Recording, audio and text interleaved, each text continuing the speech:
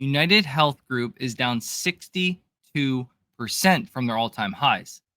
In this video, we're going to break down 3 reasons why you should possibly add this to your portfolio for the long term for what I believe is an easy layup, double up on your investment. Now let's get into it.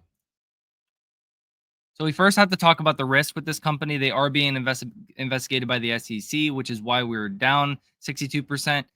This from all-time highs essentially, and they do have a new CEO. Their initial CEO was sadly tragically murdered, and then they got a new CEO, and that person wasn't cutting it, so he got axed. And now they have a CEO that they brought back in, that used to be the CEO of the company, to get the ship back on track, right? So there are risks, but the thing you have to realize, you don't go down 62% without that pretty much being priced in. And then also throw in the fact that there's a lot of fear, uncertainty, and doubt out there with the health insurance sector and the big, beautiful bill that was just passed, so on and so forth. But I'm going to show you in the fundamentals why this company is so undervalued. So, number one, they are the largest health insurance company in America. They are continuously growing revenues, as we can see here on visual stocks.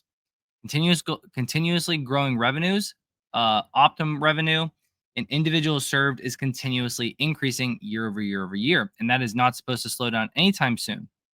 Their net income ebbs and flows a little bit here, and it's dropped a little bit in the last year or two, but over time it'll drop, but it continue higher and higher and higher along with the revenue and along with cash flow.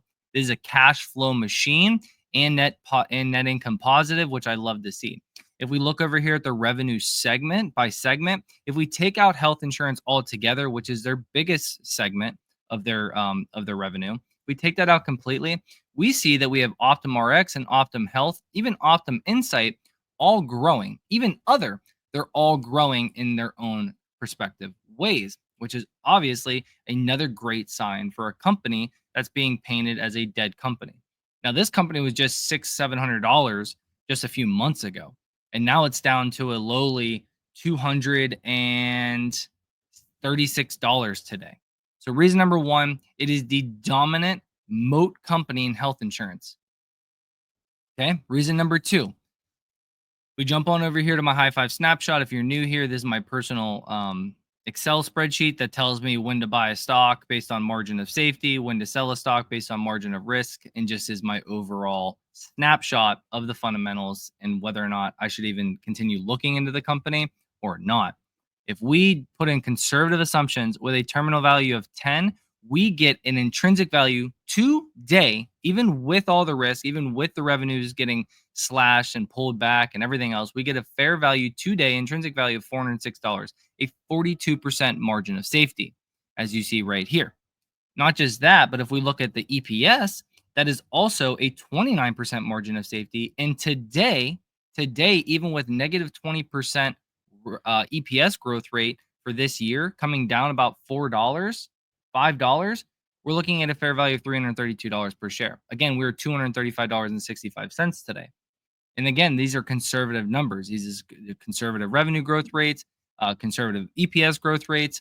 And this just is, if things don't get back on track and there's a couple years of really bad. So yeah, 42% margin of safety today. And you're looking at a 10-year profit target or price target of $800 or $1,100 per share, which obviously is a lot higher than $235 per share today. I think in the next 1 to 3 years, you're going to double your money on a stock like UNH. You have to make your own financial decisions, obviously, and you can't just buy something because some guy on the TV said so or you're on your phone says so, right? I'm a big buyer of UNH here today, and I've been a big buyer. If it goes lower down to 225, 200, I'll continue to buy this name because I understand that this company's not going anywhere. They're going to get it back on track, and they're going to get back to normal growth. Last reason here. What I'm showing you, you don't even have to understand technicals, the technical analysis. You don't have to understand the charts to understand what I'm about to say. The lowest point ever on UnitedHealth Group, the lowest point on this indicator right here, this is the RSI. This basically tells you when you're oversold and overbought. The last time we were down at these levels, as you can see right here, the last time we were down at these levels, This green bar is the lowest we've ever been. Was 2008. You know what happened in 2008? Do you remember? The great housing crash of 2008. That's the last time they were down that low. And they dropped about 70 some percent at that time. Right now we're down 62%, and we're not in, after a giant bubble crash or anything like that. So this is the second lowest they've ever been on the oversold area on the RSI. Also, on a monthly, this is a monthly chart too, which is crazy. So every one of these candles is 1 month. Also, this is the lowest they've ever been since 2008 as well on the Williams percentage range. Again, you don't have to understand those. You just need to realize that the last time they were this low was 2008, which is absolutely bonkers, guys. Like, we are almost at like 175 is COVID lows.